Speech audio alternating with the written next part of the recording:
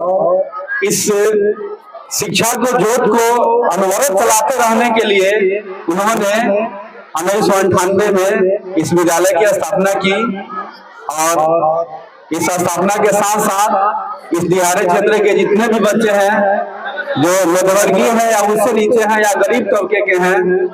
उन सारी बच्चों को शिक्षा जितनी सुविधा और जितनी सारे शान शौकत से दी जाती है, उसके लिए भी मैं उनका आभारी हूँ। आज गणतंत्र दिवस जो हम लोग मना रहे हैं, इसके पहले हम बता दें कि हम लोग 1947 में आजाद हुए और आजादी के बाद हमारे देश से अंग्रेज तो चले गए, लेकिन हम नियामक नहीं थे, हमारे अंदर कोई नियम नहीं था। इस नियम को पालने के लिए या नियम के तहत चलने के लिए हमारे देश के विद्वानों ने निर्णय किया कि हमें एक संवैधानिक तत्व की जरूरत है और इस तत्व को प्राप्त करने के लिए हमारे संविधान को बनाना शुरू किया गया। क्योंकि आप जानते हैं कि 26 जनवरी 1950 को हम लोग गणतंत्र दिवस मनाते हैं, लेकिन मैं आपको बता दूं कि हमारा संविधान 26 नवंबर को ही बनकर तैयार था 1950 में। लेकिन आखिर किस वजह से इसे 1950 में 26 जनवरी को ही लागू किया गया, इसके पहले मैं आपको बता दूं क्योंकि 1930 में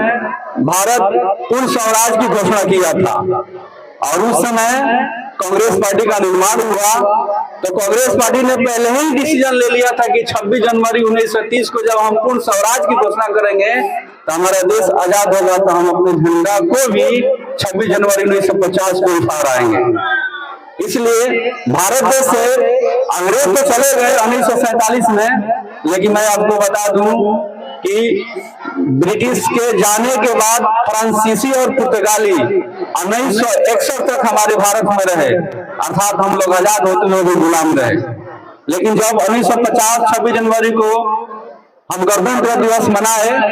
तब उन्होंने बोला कि अब हम लोग संवैधानिक नियम का पालन कर रहे हैं, इसलिए हम पुर्तगाली और फ्रांसीसी भी इस देश से जा रहे हैं और आपको विदा कर रहे हैं और आपको अलविदा बोल रहे हैं। इसलिए आप ध्यान देंगे कि हमने तूफा से बचाया था आशियाना दिन का, हमने तूफा से बचाया था आशियाना दिन का, अब हम ही उन्हें अज्ञात नजर आते हैं। प्यार बांटी थी हम लोगों ने, अब हम ही उन्हें गद्दार नजर आते हैं। इसलिए जो लोग